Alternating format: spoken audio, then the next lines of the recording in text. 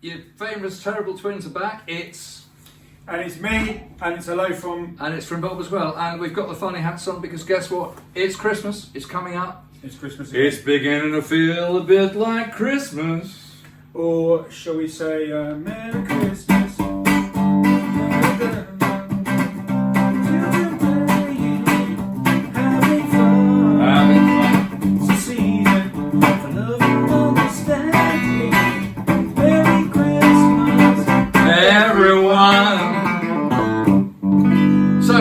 Welcome to the Bob and Ramon Show, review of 2023 and promises for 2024. Bit of fun and games. First of all, the gear today, okay. Ramon is playing my Firebird 1 custom shop historic reissue, previously owned by Alan Darby, and there's a reason for it, which we'll come back to in 1 second.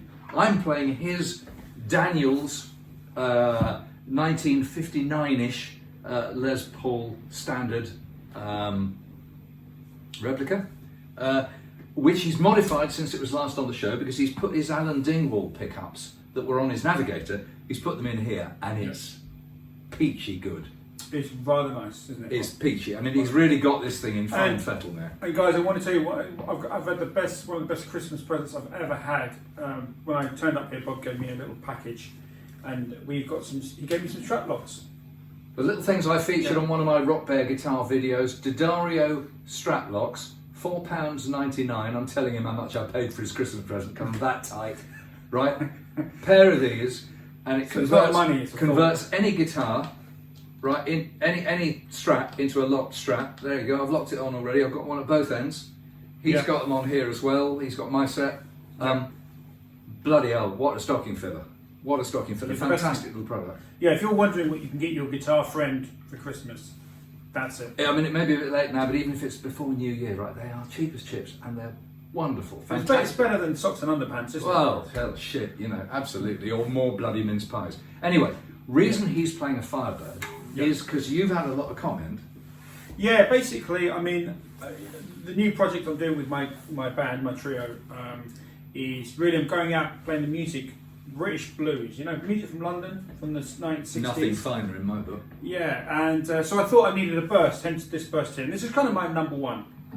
But as a second guitar, I've been playing a lot of my Firebird 5, and for some reason I get all the comments are, love that guitar. So I think the two guitars for me are the burst and the Firebird. They're my. But I will bet you, ladies and gents, before he gets out to play, because that's a project for next year, I bet you that 335, that Navigator 335, which is also demoed online, I bet you that comes into the picture too. And if you think about it, they are the three Clapton guitars of note around the time. Okay, I'm dissing the SG, came a bit later. but you're talking about the Les Paul, which started the whole shooting match. Yeah. You're talking then about the Les Paul getting stolen, about his running the red 64-335, and the 64 Firebird 1. And for my money, the work he did on the Firebird 1 is probably the finest electric guitar playing I've ever heard anywhere. He really gelled with that. God, it was fantastic, you know. Yeah, but I mean, like we were talking a lot. We talk a lot about when we went to Decca. Yeah. You know, Bob and I are really into the history of the mid '60s here in London, and you know, I mean, you were maybe mid '20s, mid '30s. I was already well into my 70s in the 60s. I'm 130 years old, honestly. No, I was just too young. I kind of got involved in the London scene about 1967 when I was 12. Right. Top Gear music. Well, Top Gear didn't come along till then, but I mean, you're talking about Carnaby Street, Lord John, flowery shirts, flared trousers, it was Kitchener's Valet, Granny Takes a Trip, all that incredible stuff. You can read all about it. But I mean, the 60s was an incredibly rich creative time in the world, and certainly in London, we were just on fire. And I was, as a kid, I could kind of hang around it and I could pick up breadcrumbs and scraps. Didn't understand what was going on. Obviously not dropping acid and smoking grass and stuff, but... he does that now. Good evening, Constable. Anyway, all that, but around that time, it was absolutely incredible. Yeah. Just fantastic. So, there we are. Now, we're going to review what we've done in the last year, okay? Because we've done quite a lot. And we've had a lot of success. I mean, we did say last time we were going to celebrate with a glass of champagne if we got to 1,000 viewers, which we haven't quite done. We're about, as I talk, I think we're at 972. Yeah. I mean, what I wanted to say was, most of you who have very kindly subscribed and commented and joined in and all that stuff, fantastic, and thank you. But we've missed out a word. When we say please like, comment and subscribe, the word we've forgotten to ask you to do is share, okay? Because that's going to push us into a few more numbers. And everyone tells us that, well, actually, he has a channel that's way over 1,000. The Guitar Show is well over 1,000. How many? 35? 40? 51. 51. Whoa! But they do say your first 1,000 is the hardest, and we're just nudging it on the Bob and Ramon show. Yeah. So continue, please help us out. There you go. By the way, back to that Clapton thing we were just talking about. A little bit of Christmas time humble brag. I'll drop in a still of me talking about that incredible Firebird 1 performance with Alan Darby and with Eric Clapton. I'll just drop in the still because I was there. So this actual guitar was on stage with Eric Clapton? It was certainly in rehearsal, and it was on a stand on stage, ready to be used. Yeah. But it wasn't used. So it's got a bit of the Clapton magic. Yeah, well actually, no, it's got better than that. It's got the two dents here. Yeah. It's pretty mint, but it's got a couple of dents in it here. I might do a close up. And someone is out there with his twin, possibly. Well, so he got in touch with you? I think so, yeah. I can't. I mean, I might have been dreaming this, but I don't think I was. Well, somebody said they had the Alan Darby's ex. Well, it's got a very close brother because Alan owned 2 and he sold me 1. Okay, and the only difference between his and mine is that this has got a little knot in the wood just here. And also another thing, really, if you haven't got a Firebird, Alan Darby had a little mark here on the tone knob. Because he rides it at 3 o'clock. He rides it at 3, really mellow. Not 3 o'clock, but 3. 3, yeah. Whereas I prefer it at 6. Yeah. 6, 7. And I run it about 7. But all my other guitars I run full open. Firebirds, take them back because they're really sharp. But if you put them through a good amp and some drive, they've got that blues breaker warmth, haven't they? Yeah, there's just something about the Firebird with that pickup, and this is a particularly good pickup. That's a Lola. But the other one you have in your Tokai is a Sunbear.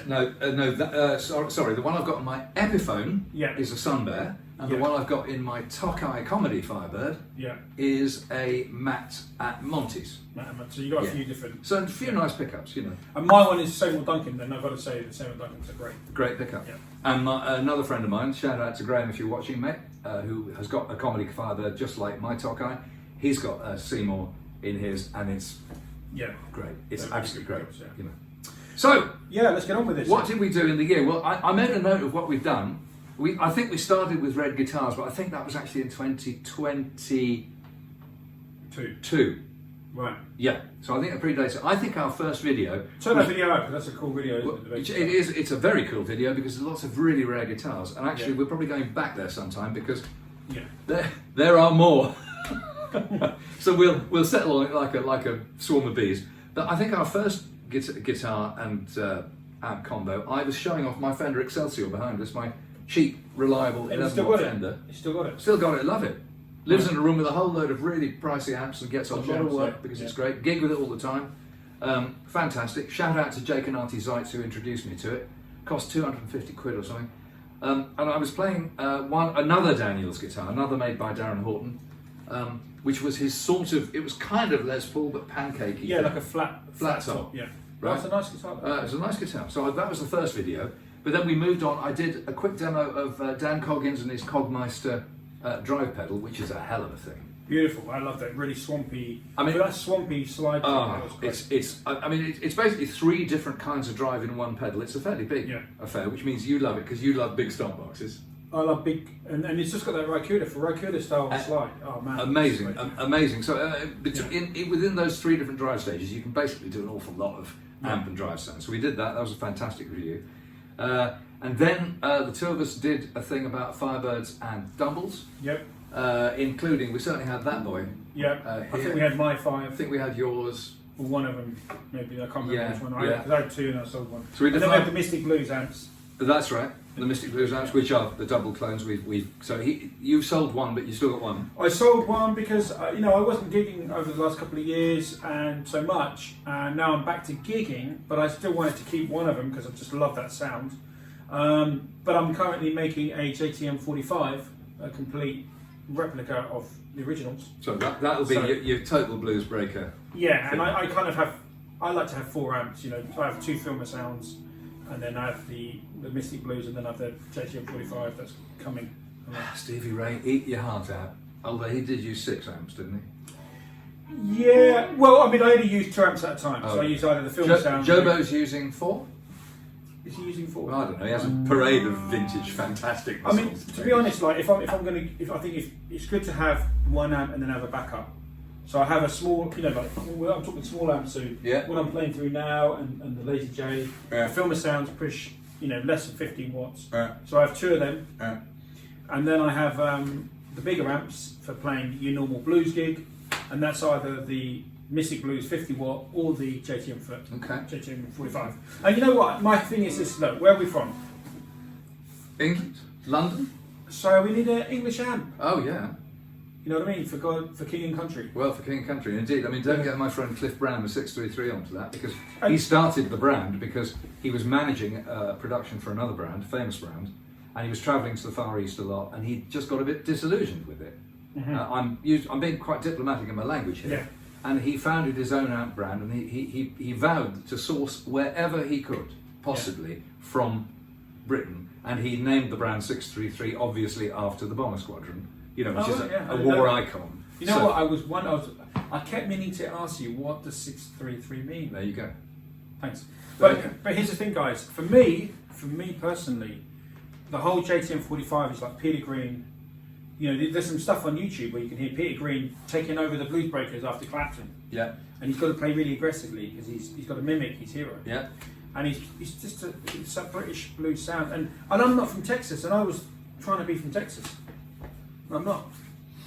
Anyway, carrying on with the review, the next video, I've just made a little note of all the videos we did because it's quite interesting to see where we've been. The next video I did by myself, and it was a review of a product which is a Bluetooth, completely wireless foot pedal called an Airstep, which holds great promise, and they've got some real aficionados. But I bought one because I wanted remote control of my little Boss Katana Air, tiny little shoebox amp, because I was going to south of France, travelling, on foot. So I was taking a tiddly amp, just a light guitar, and I thought, wow, wouldn't it be amazing to have foot control? I spent about a week wrestling with Bluetooth and the manuals of this thing, and I got absolutely nowhere, despite there's a few guys online who are really savvy at this and really helpful too, so thank you. I think there's a guy called Phil Bourne or Alex Bourne, one of the two. Mm-hmm. Right. One's a dealer and I think it's Alex Bourne. And he was really helpful. He did a lot of gratis work for me to help me. But I couldn't get the damn thing to do what I wanted. The reason is because I had unrealistic expectations of what it could do. Anyway, I did a rather critical video about this air step before I sent it back and got my money back. I got lynched for it, but that's what I'm in the business of doing. Then we moved back into the guitar world with your Navigator Strats. Yeah, my Navigator Strat. I mean, that was like a long time coming. It's my favourite guitar. I mean, you know, like back in the day when I first started playing, so we're talking about '92. The whole thing then was like, you had a Les Paul. You didn't have 2 or 3 Les Pauls in every incarnation of the Les Paul, like the custom and the gold top, and then the burst. In those days, you had a Les Paul. So whether it had B90s or if it was a custom or if it was a normal, it was still a Les Paul. And you owned one Les Paul. It might have been deluxe. It might have been a standard. Yeah, it could have been deluxe. Yeah. And the same with the Strat. You know, you either had a maple neck Strat or you had a rosewood. Very few people had 2. So it was just a Strat. All right. So for me, I still have that kind of same thing with a Strat. It's like I've always looked for a Strat that it takes. It doesn't matter if it's a maple or a rosewood. That's my Strat. Right. So that was that. That was Strats. Then the next guitar was slightly strange. I think I did the next one solo as well. It was a guitar called a T-Bird made by my local friend called Tony Berrington, who I've got to know over the past year. Got to know pretty well. Nice bloke and pretty talented. And you know, we need good luthiers, good repairers. You know, we need them because they're scarce. So I played the T-Bird. Now that wasn't really to my taste. It played great. The neck profile was fantastic, but it had lipstick pickups. And frankly, I don't really know what to do with lipstick pickups. They're not really. I just don't play like that. I mean, Steve Ray Vaughan, he had lipsticks in one of his guitars. And Matt Schofield has got an SVL Strat with 3 lipsticks in it. I've seen him play it. Actually, I went on directly after him.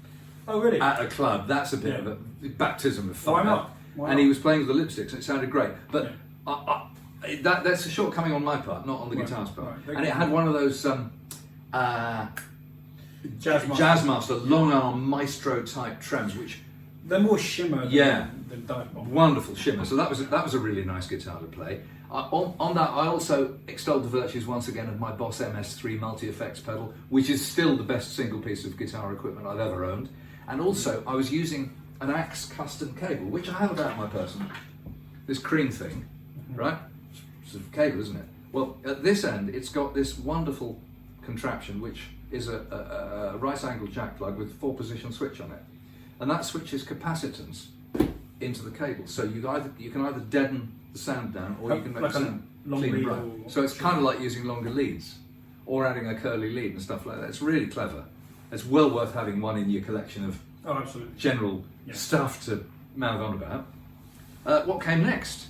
Oh, then we went on safari, didn't we? We did. We certainly did. And we did 2 big series. We did a series up in the east of England with a friend who I'd met through the guitar shows called David, who's got this wonderful collection of ESs. So ES 330, 335, really nice guy. 345, lovely man. He's the nicest guy, except you, in the guitar collecting world, isn't he? Well, he's certainly a really nice, normal. There's no side. But he's just happy. There's no flash. It resonates happiness. And he loves his guitars, and he's got some beauties, and his SG and his. And I like it. I like it how he's Mr. 335. Yeah, isn't he? Yeah. And since after Larry. Since then, he's bought another instrument to add to his collection. He bought a Gibson Crest.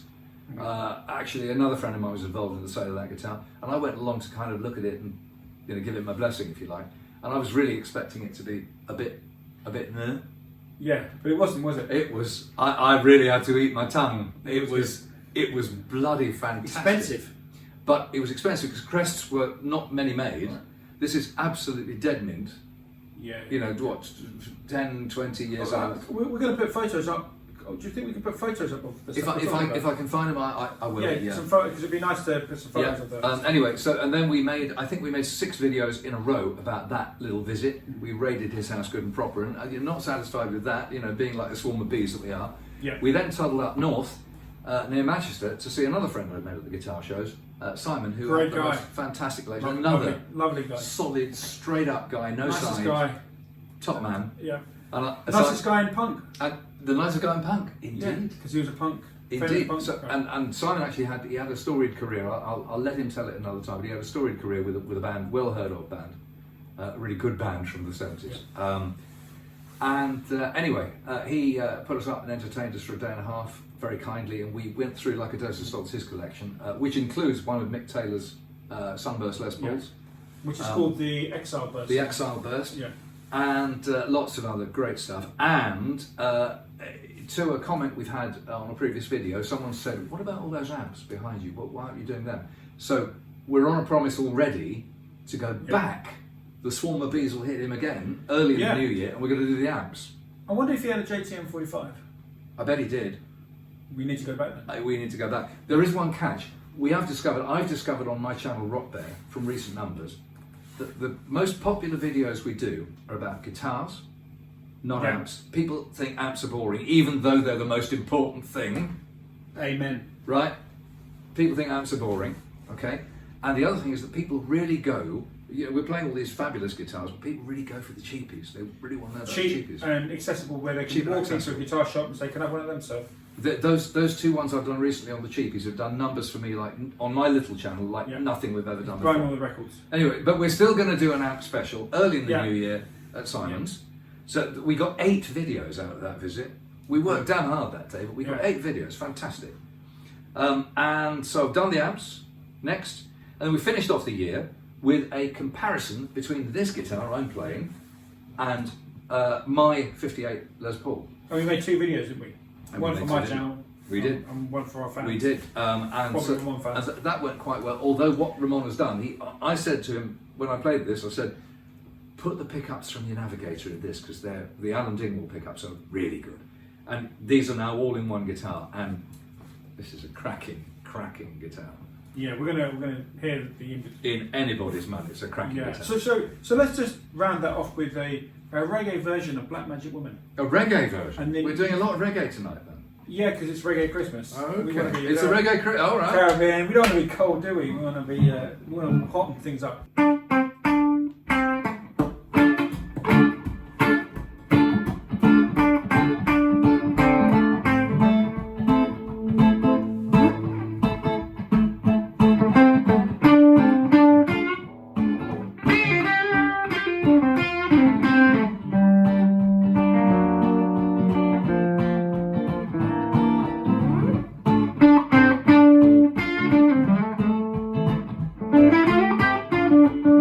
Okay, let's see that out.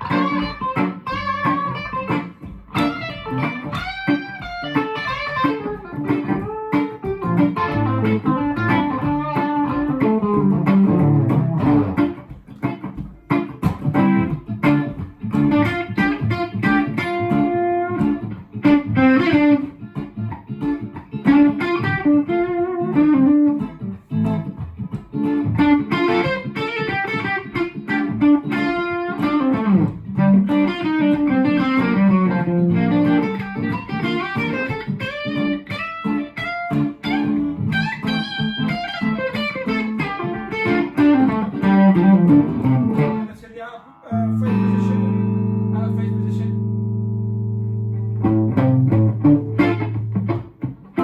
Out of phase. We'll get on there.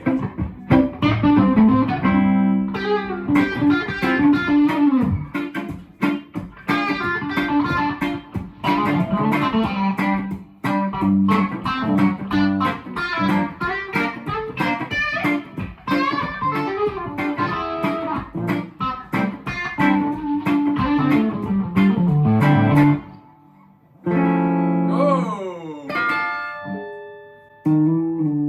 There we go. Sorry about the false bottom in that song, but anyway, we were playing the 3 different positions of this guitar. The out of phase, middle position. Yeah. Not that I'm really doing it justice here, but when he's done a video demo on it, and also Phil Harris has done a demo as well. Yeah. And both are probably the most convincing mid position greeny type sound. Yeah, I think so. Yeah, I think, really good gear. Yeah. So, thank you, Alan Dingwall. Thank you, Alan Dingwall. Indeed, he's a great pickup maker. I mean, we do know some great pickup makers on this show. Sunbear as well. Sunbear? Yeah, he's can I just say that?